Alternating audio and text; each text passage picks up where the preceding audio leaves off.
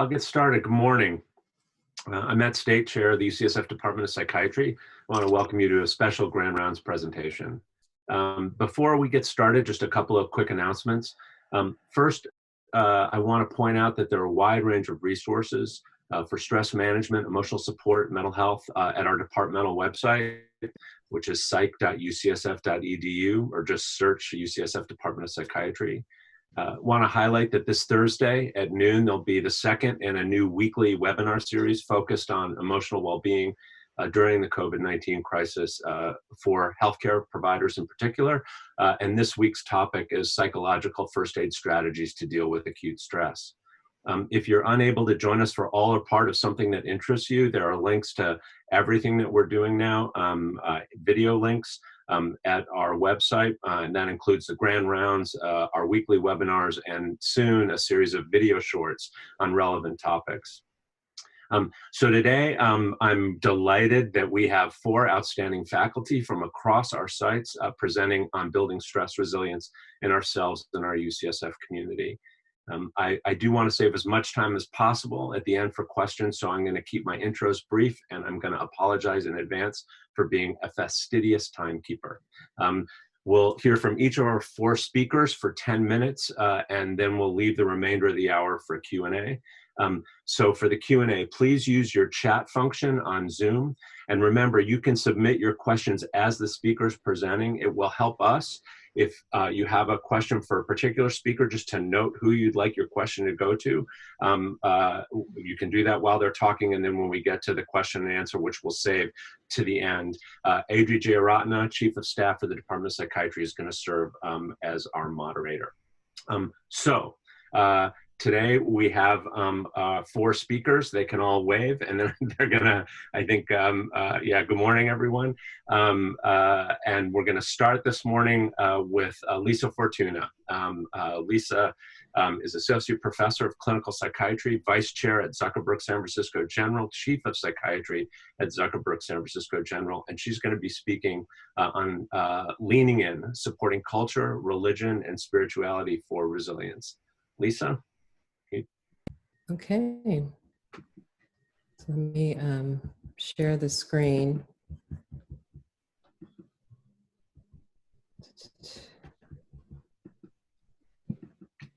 See that? Okay, so leaning in, culture, faith, and spirituality and resilience. So one of the things that I want to sort of focus on is that the science of this is known to some degree. It's more complex than this. But what we know is that there's a region of the brain called the medial prefrontal cortex that essentially sits between your eyes. And this region has been shown again and again to be something that is activated when a person reflects on themselves. And if you think about your favorite things, like ice cream or personal memories that are precious, or even consider or reflect upon your own personality and way of being. Like, are you generous? Are you messy? You're likely to recruit this part of the brain. But rather than being a sealed vault that separates us just internally in our own thinking, this part of the brain is also activated when we consider the other values or values that others have imparted to us. So when someone is telling us about meaning or purpose or values, this part of the brain is activated. And it seems that then we are socially influenced in our understanding and our self-reflection about who we are, our beliefs and values. And things that are known to us in this way through culture, relationships, are comforting and can be very organizing during times of stress. So we can find sustenance from our cultural and caregiver wisdoms. People who have come before us, who have given us cultural connections, people who we have been loved by, relationships, people who have given us practices, values, even the kinds of foods we love to make and cook and share with other people, our rituals and practices, those kind of messages that we have in our minds about what is good and right and what holds us in hope and relationships. And it's also activated in terms of when we impart respect and honor the dignity of other people. Those things connect us in terms of our values. So what are the things that can offer us resilience in times of stress, given this model of thinking about things? Well, one is connecting with family, community, culture. That is a way to lean into those things to be able to have resilience.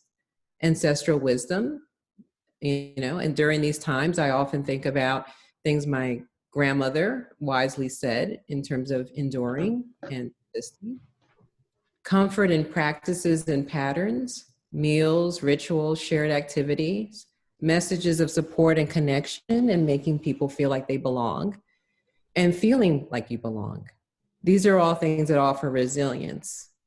On the other hand, folks that are culturally marginalized or disparaged, which can happen during these times of stress, and we've seen it, people who are isolated, high levels of trauma and emotional disconnection, or limited resources like homelessness or poverty, or just stress overloaded, there's a risk of not having the benefits of some of these benefits of connection.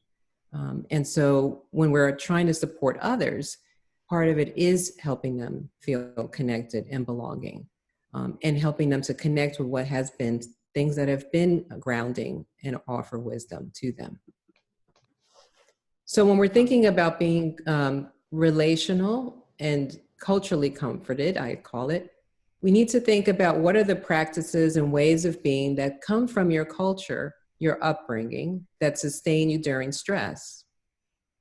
How can you intentionally connect with others to sustain this for yourself and support others? What are the practices, rituals, rhythms, which are sustaining for you? They're important to lean into, to remember. There's often creativity that might be found there to share, and things that give us, again, the regular rhythms and knowing, things that we know in our lives that help to support us. And then in this also comes this idea of spirituality.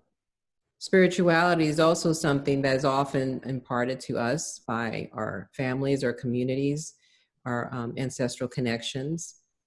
Sometimes it's things that we develop internally in that self-reflection. But really, spiritual practice is whatever interrupts the momentum of work, worry, and woe. It's something that can regulate us. Whatever magnifies the center of deep knowing and deep love within you. Whatever strengthens your connection with what really matters, and whatever brings your stress into the presence of steadiness with yourself and with others. So how do we do this? It's anything you do wholeheartedly that takes you to that deeper place. It can be meditating, praying, or reading some sacred texts. In the moment, we're in Holy Week, in Christian tradition, coming up to Passover, and many other times of deeper prayer and reflection. Singing or dancing or yoga or even running, reading or writing, especially if we can share stories that connects us to others and to these understandings of ourselves. And walking in the woods, looking at moss, reflecting on things that are greater than us. And also it's about strengthening our connection, being flexible, yet knowing that we're rooted in interconnection. This is something that I found in Puerto Rico after Maria, where I spoke to some children after the hurricane, and they talked a little bit about sort of the trees that had been damaged, but they also talked about the trees that could bend with the wind.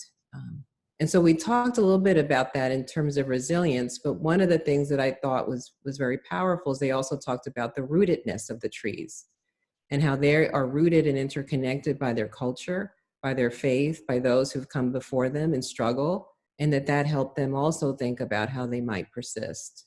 And so we also have that rootedness interconnected with what's come before us, and resilience in things that are larger than us. So in spiritual practice, we can think about what are the values or spiritual practices that we can lean into under stress. How might these fortify you throughout the day, over time, and keep you connected? And I'll just end with a quote from Bishop Gail Harris from my tradition, who said recently, in terms of enduring this social isolation and everything that we're undergoing right now, she says, endurance is more than being patient and waiting. It's not passive, but actively engaging with the situation. Endurance comes from realizing we are part of something beyond ourselves and beyond this frightening season. And so I think that's where we can sort of connect to culture, connection with others. Where's our identity in that? And also our spiritual practice. Thank you. Wonderful. Thank you, Lisa. So now I'd like to introduce Tom Neylan. Tom's professor in residence and director of the UCSF San Francisco VA Stress and Health Research Program. And Tom is going to be talking on how good sleep can promote resilience. Hey, good morning, everyone. I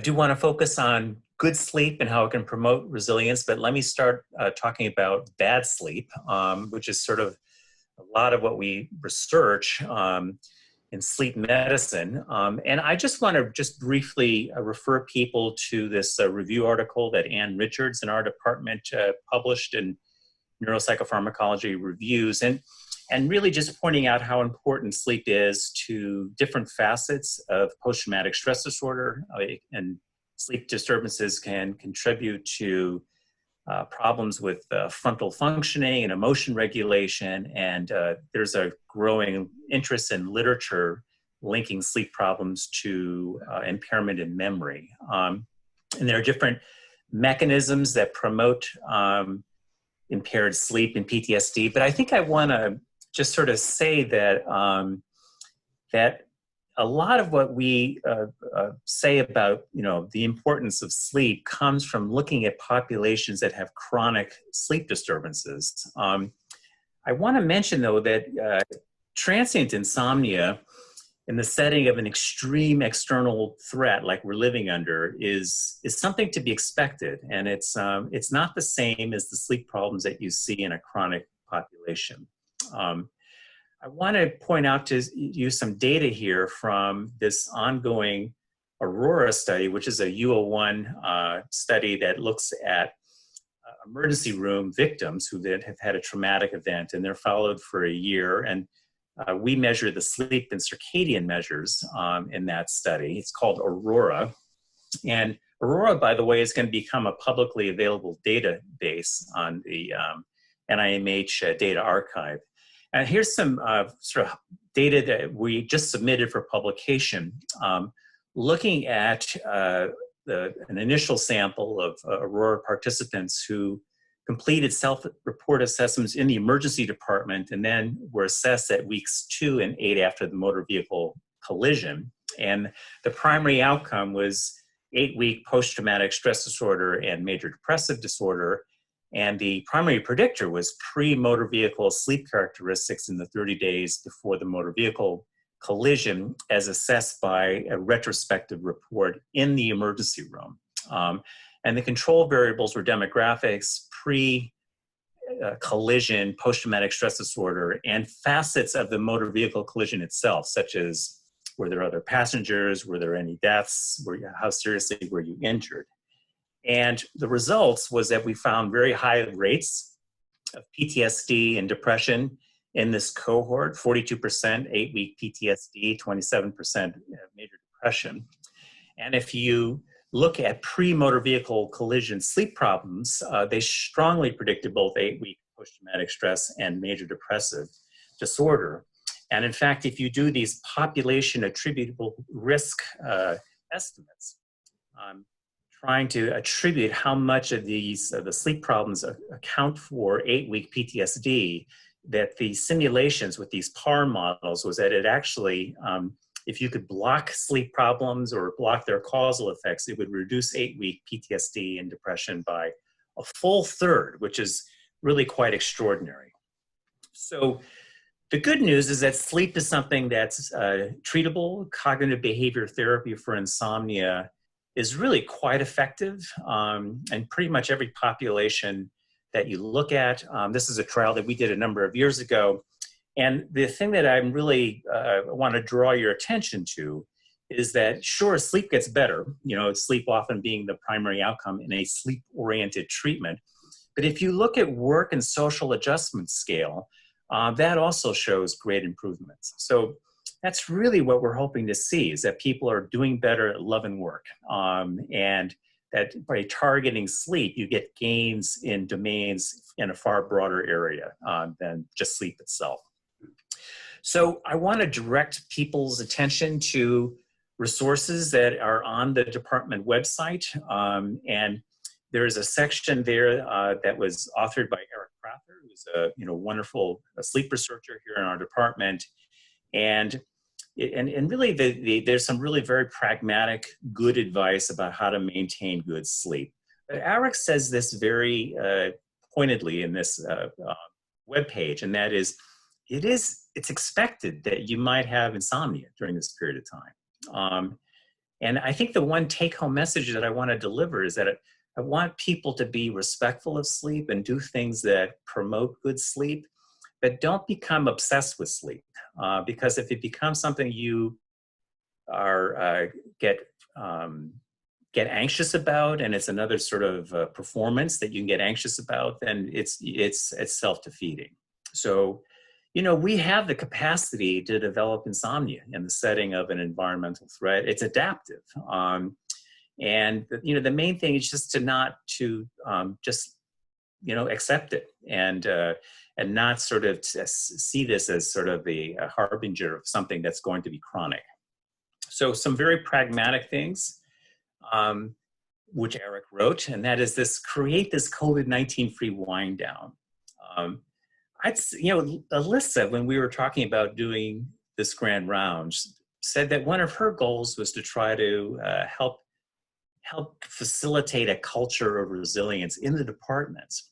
And that's a very lofty goal, and it's a very hard goal. But if there was one very concrete, pragmatic thing I would point people to, is this right here: email. You really do need to sort of have a wind down period of time before you go to bed. And it's very hard to do when you're as busy as you are and you've got kids and you're trying to work and whatnot. But you really do need some time to unplug from it. And I also want to say something else, is that not only do you need it for yourself, do it for the rest of us. There is a temptation to send off an email at midnight, because one, it gets something off your plate, but two, it also sends out a message that you're serious, you're hardworking, you're engaged. And that timestamp, that midnight email, just shows you how dedicated you are. And as much as that can be somewhat reinforcing to yourself, maybe hold off on doing that, because the sad truth is that there's a very good chance that those of us who are receiving that email will actually see it sooner than you think we're going to see it on our phones and everything else. So unplug from email, not just for yourself, but do it for the rest of us too. If you need to kind of get it done to sort of feel like you can quiet your mind once you've finished drafting something, just save it in a draft format and then send it off in the morning. Other things to consider just pragmatically is just kind of the common sense. Do things that are relaxing. Turn off the news before going to bed. Unfortunately, alcohol is it helps you fall asleep quickly, but it also, it gives you early morning awakening and fragments your sleep. It's not a great hypnotic. And then this is the last part. Maintain a stable wake-up time. Go to bed only when you're tired and you feel like you're ready to fall asleep. But that may bounce around a little bit, but just stick the same wake-up time. Don't stay in bed if you're awake for a long period of time. And if you do wake up in the middle of the night, don't get up and do something that's productive, because then now you're giving insomnia a purpose, and you don't want to do that. Just do something that's kind of quiet and relaxing. And I recommend 18th century British novels. Finally, make your bedroom a place only for sleep and intimacy. Don't make it a workstation. And just keep in mind that what you do during the day protects your night. So, you know, it's hard for us to be getting exercise right now, but if you can in your room, you know, wherever you are, it helps with promote sleep. So that actually is it. I'm going to stop there. Thank you, Tom. I'm going to come back for a moment. The first thing I want to do is to send out a blanket apology to all of you in the department. If you've ever gotten an email from me at midnight or later, it's never going to happen again. Thank you, Tom. Appreciate the tip and do really apologize for that. I'm going to move on now to Steve Hinshaw.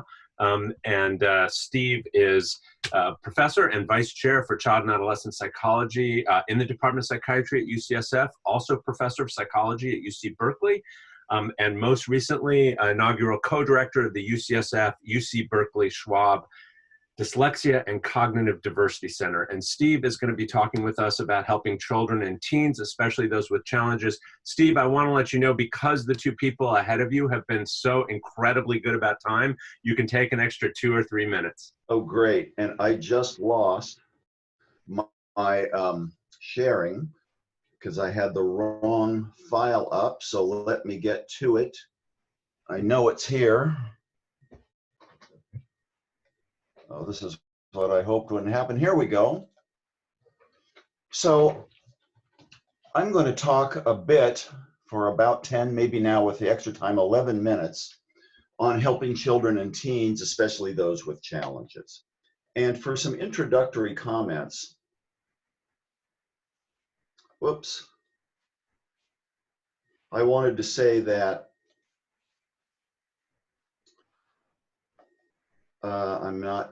some opening thoughts. I would have a full lecture to talk about parenting practices and what's shared environment and non-shared environment, what to do with kids of different ages, and obviously this is a 10-minute Grand Rounds presentation. I do want to emphasize what Matt said at the beginning of his opening remarks, and I think the other speakers have mentioned too. Our department website, and soon to be linked with the main UCSF Health website, has an increasing number of really important, usually short, very informative links about all of what the speakers are talking about today and a whole bunch of other tips for resilience. And I want to say also at the outset that this is an incredible time for me to witness our department's community. A few minutes ago, when Tom was talking, I tracked 331 participants in this Grand Rounds, which has to be an all-time record. I think we're all hungry to see one another. It's hard to see because we all have to darken our screens. You can see the speakers when we're talking before the slides are on. And it's an incredible time. And for those of you with children of any ages, but especially young children, this is a challenge to say the least. So we've said around UCSF, and I've seen on a lot of sites, if anyone were flying, you'd still hear this. It's what the flight attendants say during those safety warnings at the beginning of a flight. Put your own oxygen mask on and secure it before doing so for your kids or anyone around you. So why do I say this? It sounds kind of like good, but maybe old-fashioned advice. Remember that at all times, kids, even if they're not expressing it overtly to you, are watching intently for cues from the adults in their life.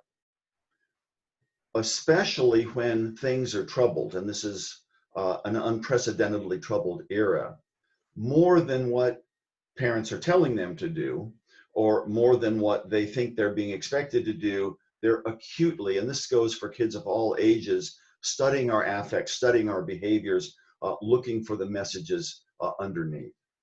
Now, from personal experience, as some of you know, I've been doing work in the stigma reduction area for some years, wrote a memoir a couple of years ago about our family's deep experiences with serious mental disorder, particularly my dad's missed and undiagnosed bipolar disorder for 40 years.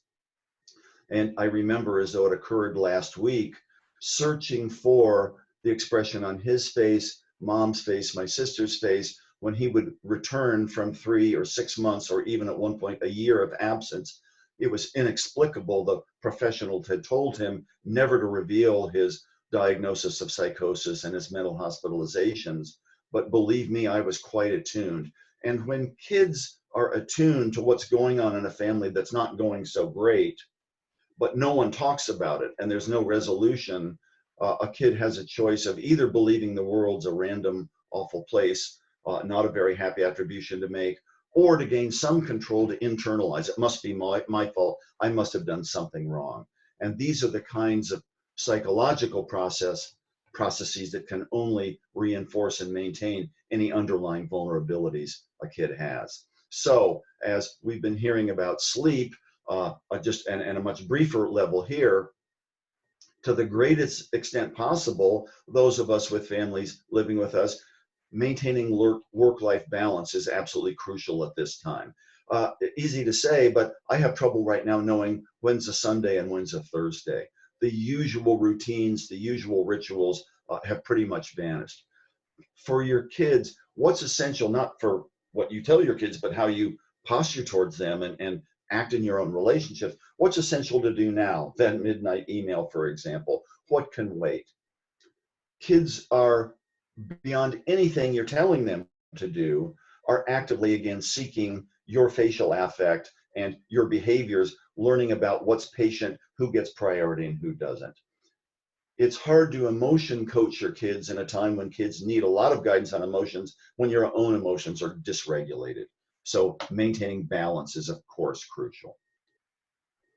So personality psychology has taught us some important lessons for over a century now. And one, this is old work and it's more recent work as well, is that when things are highly structured, if you join the military, if you've got a routine that is pretty structured by constraints, behavior is pretty situational.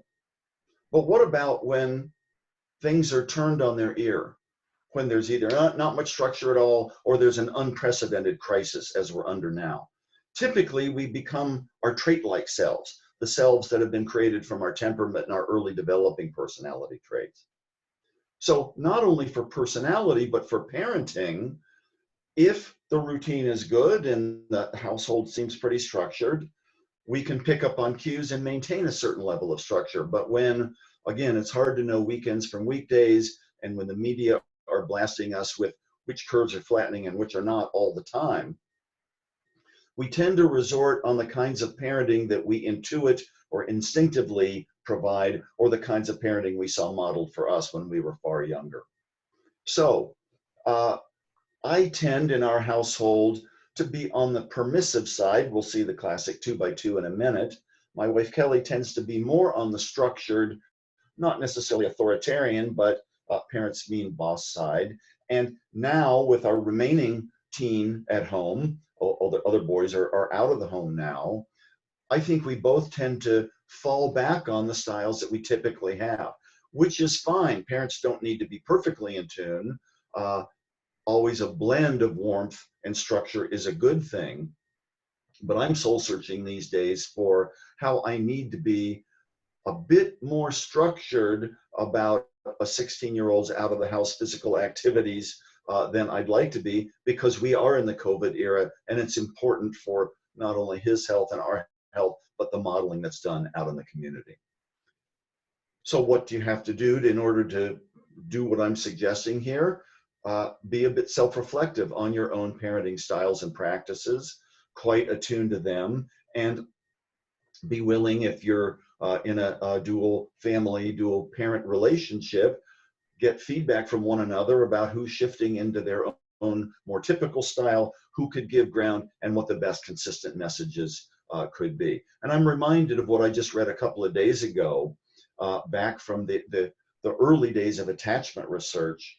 It's those kids during the Blitz in London, not necessarily who were shipped off to the countryside to stay away from the bombs, but who stayed with their families even though they were underground, who turned out to have better later psychological adjustment. The family connection and bondedness is quite crucial even in a crisis. So let's shift to what about kids with challenges? And again, this can't be an encyclopedic lecture of all the DSM categories or dimensions. But for kids with behavioral, emotional, or neurodevelopmental disorders, thank goodness we finally come out of our several generations long 20th century, both in psychology and psychiatry, tendency to blame parents for having caused those conditions. Yet at the same time, family styles and life at home can serve as either resilience promoting factors or exacerbators of underlying vulnerabilities. And we know too that certain kids, often those with either genetic or constitutional vulnerabilities to experiencing later mental disorder, are often quite sensitive to the environment. Anxious kids, assurance seeking is a core feature of anxiety, may get more so in a time of crisis. Worry, a hallmark symptom of people, especially kids with depression, may get exacerbated when the world is worried. Autism spectrum disorders, there's been a lot on the web these days about, with the completely disrupted routines and no school and work at home for parents, kids with autism spectrum crave the routine that at a certain level can be a symptom of need for absolute sameness, but to the extent that families can maintain the best routines they can in these troubled times, maybe doing their kids with ASDs a service. For kids with all kinds of externalizing, acting out, ADHD, oppositional behaviors, having everybody, including siblings in the home, becomes a kind of petri dish for the coercive discipline and the sibling disputes that we'd certainly like to prevent if at all possible in this time. Another perspective on this comes from our colleague Tom Boyce over in pediatrics. Some kids are orchids and some are dandelions. Most kids genetically, constitutionally, it may not matter as much as we think about how closely monitoring the parental environment is. But for kids at risk, those kids who really need a pristine environment to thrive, it may not be that so much vulnerable as susceptible. Certain kids at risk do pretty poorly in disruptive environments, but may do exceptionally well in the best crafted environments. So we've been doing work in our lab on kids with first hyperactivity back in the day, now ADD and ADHD for some decades. And one of our hypotheses has been that these are kids who are really responsive to their environment, even though they may seem oblivious to contingencies, et cetera. And that we've hypothesized that kids with ADHD may be unusually responsive to the classic authoritative parenting style in terms of the outcome of their own competence with peers. So just to delve into research for a minute, this is the classic 2x2 that's been supported cross-culturally and cross-historically in all facets of child development and parenting research. The x-axis is a dimension of warmth and responsiveness, where you can go from quite low on the left to quite high on the right. And the y-axis, intriguingly, nearly orthogonal. The average correlation between warmth and control is about 0.02 or 0.03. So this control dimension goes from very lax to very strict. So the four quadrants you see are actually naturalistically what you observe. They're pretty much equal size.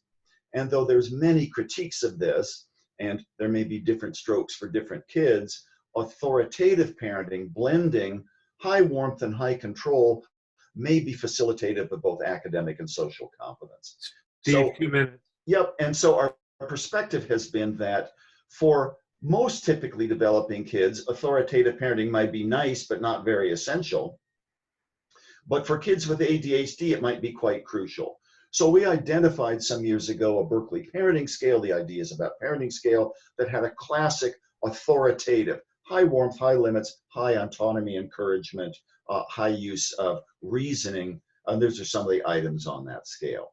And we administered it to the primary caregivers of hundreds of kids with ADHD, both boys and girls, in our summer camp programs. And the long story short is, in terms of predicting the kids' sociometric peer regard at the end of the summer, even though the primary caregivers of the kids with ADHD were far lower on authoritative parenting, these are hard kids to be authoritative with, when such parents maintained authoritative parenting, both on the scales and through observation, this was a unique protective factor. the mother's authoritative responsive parenting, the only factor that really predicted high social competence. And if you look at the beta weights, going back a slide, highly significant for the kids with ADHD, but no prediction at all for the normal comparison kids. Maybe a lot of roots to peer competence if you're typically developing, but maintaining authoritative parenting is especially important for kids with behavioral challenges. So let's bring it right back to 2020. How to maintain your routine for kids with ASDs who need this structure in the current time. How to maintain this warm and responsive and democratic parenting when everybody's stressed, worries about income are coming in, trading off, sharing among two-parent families, getting support from extended families, even those extended families may be far away, are quite crucial. So Steve, we're going to have to end it there. I have a feeling that people are really going to be interested in this topic. And I think we need to bring you back for a full-on lecture. Thanks very much. We'll have some time for questions. I apologize for having to interrupt, but we're going to move on and to Elissa. So, sorry. There you go. Yeah. So our last speaker is Elissa Epel. And Elissa, I think, as you all know, I'm struggling, sorry, technologically here for a moment, is a professor and now vice chair for adult psychology in the Department of Psychiatry and the co-director of the UCSF Aging, Metabolism, and Emotion Center. I also want to especially thank Elissa for helping to pull together this Grand Rounds on short notice, for all of the work on the webinar series and video shorts, and actually for the entire team. If you go to the website, in addition to resources, you'll see an incredibly long list of folks from every site, research and clinical, that have contributed to providing resources. And it's way too long for me to thank individually here, but please go take a look. It's been a really extraordinary service at an incredibly difficult time that these folks have done. So Elissa, you'll bring us home with ways of being mindful for stress resilience. Thank you so much, Matt. It's been a tremendous communal effort to bring together resources at this time. So what I wanted to talk about is, many of you have seen this. Thank you, Margot. Where are we at? So we have a nice map. Things are very unpredictable. It's nice to think someone has mapped out what we're going to experience. So here we are in this kind of pre-disaster era, but really this kind of emotional highs and lows that people go through communally when they're faced with a disaster is obviously going to differ for each of us and for each city, depending on their exposure. And I just want to point out that we have what is called a slow disaster unfolding. We have the peak impact still ahead of us, but we can be extremely grateful and hopeful that all of our distancing has paid off so that it won't be the horrible surge that we think. We want to still prepare for that in our actions, but not in our minds. So we want to stay where our body is, which is in the present moment, and not catastrophize, but we still want to be prepared. And what we're doing in our department is really preparing resources and videos for, of course, our own community, but really pushing them out to any hospitals and hotspots who need them. So you can see here, there's a peak of well-being at the honeymoon. I look forward to our community experiencing that together. And then there is, of course, waves of different phases of adaptation. So the way I think about our experience together being part of UCSF, everyone who is part of UCSF is in some way helping our mission to advance health at every level to the public, to reduce all types of human suffering, physical and mental. And that's what we're all doing. And we've chosen this out of love and dedication to help others. And so when I think of this, this title, what is this about? It's really love in the time of coronavirus. We are showing our love through our work. And we are also suffering because we are vulnerable people too. So this kind of gets even our leaders, even those of us who are most stress resilient, we are all experiencing the suffering that goes along with being a human in this moment in history. And so just taking care of ourselves, our family, our loved ones would be enough. Since Passover's coming up, I'll say Dayenu. But beyond that, we're all doing our best to help others right now. So I want to talk about self-care for the helper, for those of us, for all of us still trying to work hard to keep this institution of reducing suffering going. So we're really, just right at the core of our values of love and fear, because we care, and how can we balance those better? So that brings me to this core experience we have. Our experience is shaped by where we put our attention. It is the entryway to our experience. And right now, there's a lot of threat out there. There's a lot of negative things and thoughts we can be focusing on. And so we can really think about how can we better use mindfulness right now to be creating the hope, the positivity, and not keeping our body in this chronically stressed state. So mindful attention is paying attention intentionally, focusing on our attention with a kind attitude. And the kind attitude is especially important. It's not a time for perfection, for overachievement in our profession and productivity. People have called what's on social media as productivity porn. And that this is really a time to be especially compassionate and kind with our ability to get through this time. So this is the kind of ideology behind mindfulness is that we can never control circumstances. We can never know what's next, but we can try to control or regulate our inner experience. That's all we actually can do. So I think this is a good time to, if you haven't, get in touch with your inner Bay Area Buddhist. Or I loved what Lisa said just about ritual. What ritual, religion, spirituality does is bring us to this same point of inner focus, where we are actually not able to spin our mind on anxious thoughts about the future. So I just wanted to mention 2 points about how we can suffer in different ways.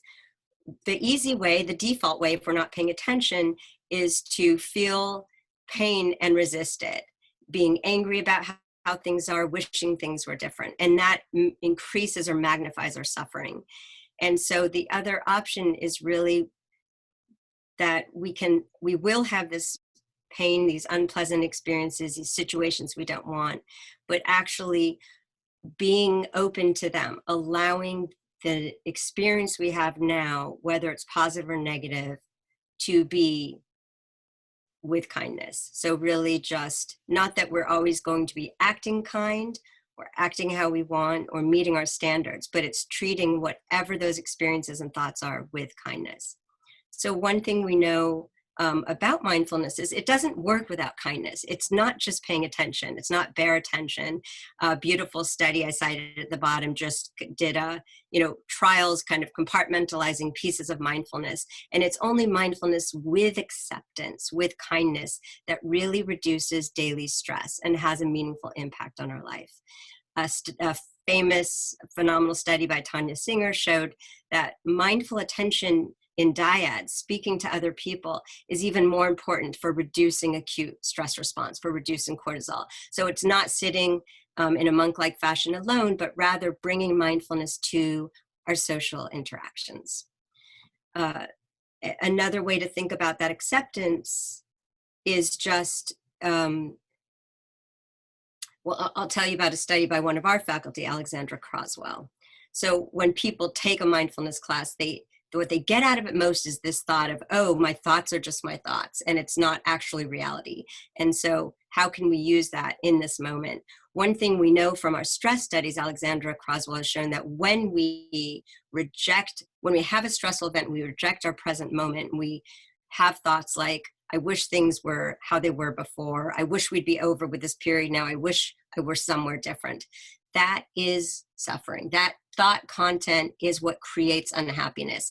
We follow people every day for a month of their life looking at stressful events, these types of thoughts, and their well-being. The one thing that really buffered the stress and negative mood that comes from dealing with stressful situations was a positive social connection that day. Not about having a good marital relationship, just about today, did you tell your partner that you loved them? Did you hug them? Did you feel accepted? Did you support them? So these very small acts of positive social connection are what really buffer us from these stressful events.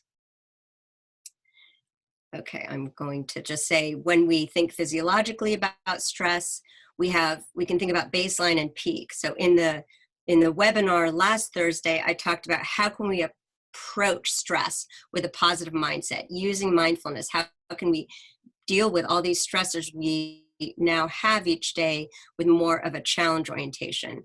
And now I'm going to talk about how can we actually have a restorative baseline, knowing when we are not under threat, to actually let our bodies recover. So at this time, we are kind of figuring out how to live at home, or how to live working with patients or in the hospital in this different type of day. And so it's critical to now, going forward, really ask yourself, do you have a good enough self-care plan? Can you maintain a balance during your day of stress and restoration? Even if you're at home doing teletherapy or meetings all day on Zoom, that is depleting, and you still have to have structure and balance and breaks. So when we train people to prevent burnout, et cetera, it's subtle. We ask, what are the stress triggers in your day? What are safety cues? How can you build safety cues into your environment? It's not very subtle right now, but I'd like you to ask yourself that. What are the peaks of stressful events in your day? Our days get quite routine. We're settling into a new routine for the next month. And what are ways that you can promote an environment or a room or special place where you can actually take a break from work and tell others that that you won't be available? This is not a time for 24/7. Routine and ritual are the infrastructure of relaxation. So we must structure and restructure our day and our family's day. And I really recommend trying to have a practice. There are so many online classes. We list them on our new website, and they're live, and they kind of make you show up if you want to schedule it in and have actually a period of exercise or mind-body integration. So in terms of what we can do together, really, what is your ability to control your schedule? Are there people at home or at work who can help you so that you can structure in short breaks? Think about that both for yourself and for people you work with and supervise, and just ask, is there something I can do to help you? We'll be talking about psychological first aid and short breaks Thursday with Bruce Perry and with Lisa. And I just want to point out that mindfulness is just a core skill that you can use as a foundation or backbone for these things, like waking up and you have a stressful day in front of you, but you can remember to take this moment to, for example, feel grateful that you can breathe, that you're still well, that your family's well, or grateful for what it is that you still have. Okay, I'm going to just stop there and just point out some of the talks we have coming up, and hope that you are able to join us for these. We'll be hearing more about, for example, moral distress, moral injury, positive stress by Wim Hof, who will talk about breathing in cold, and Ashley Mason will talk about hypothermia for depression, compassion-based strategies, resilience to traumatic stress, and then lastly, really thinking about relationships in place. Now we have all our social roles in one place or one house, and that can actually, of course, be disruptive, but actually there are ways that we can really use that to be well with our families and partners. Thank you. Lisa, thank you for a wonderful talk, and for being a model of self-monitoring. You ended exactly on time. Thank you so much. We're going to move now to Q&A. Again, you can send questions using the chat function at the bottom of your screen, and Adri Jairatna is going to, I think, turn on his video now and moderate for us. Adri? Yes, thank you, Matt. We have obviously limited time for Q&A. If you have any questions we're not able to get to, please feel free to reach out to any of our speakers directly. We will get their contact information out as well. Additionally, just let everybody know, this recording and the slide decks that were used will all be posted online on our website this afternoon, so we will provide that. And quickly to our panelists, since we have the number of questions and limited time, try to keep your answers short. First question is for Tom. Can you please comment on the use of melatonin for promoting healthy sleep in ourselves, our patients, i.e. optimal dose, time of administration, duration of therapy? Yeah, so melatonin is probably not a great hypnotic. It is more useful as a way of shifting the circadian sleep-wake rhythm. So it's great for managing changes in time zones, for example. But in the setting of a non-circadian based insomnia, melatonin is not that effective as a hypnotic. And the dose that they use, 3 milligrams, which is a common dose in sort of nutraceutical stores, produces a peak melatonin level about 10 times that of physiology. So it is a neurohormone. It interacts with other neurohormones, including gonadotropins. So even though it seems very benign, I actually feel like there's not a great use for melatonin outside of circadian-based sleep-wake problems. Okay, thank you, Tom. Next question, this is for Lisa. Can you comment on limiting social gathering for worship, and can Zoom really substitute?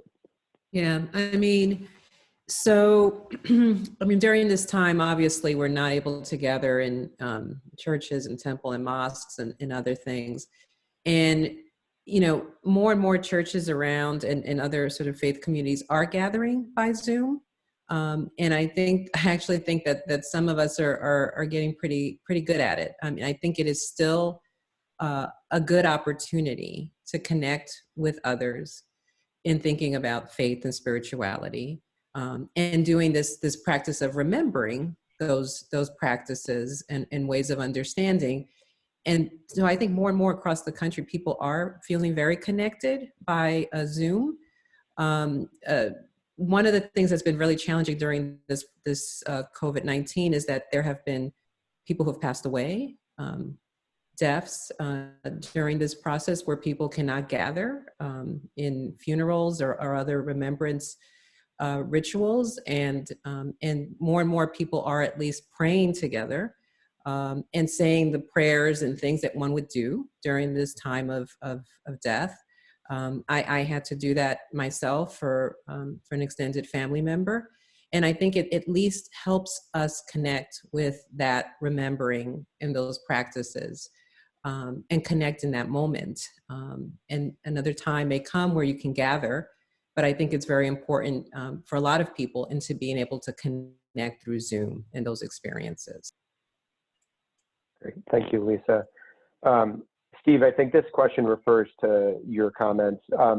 You mentioned the Blitz.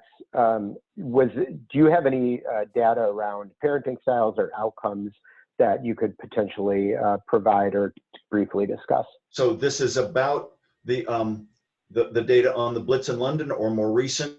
Was a question more specific than that?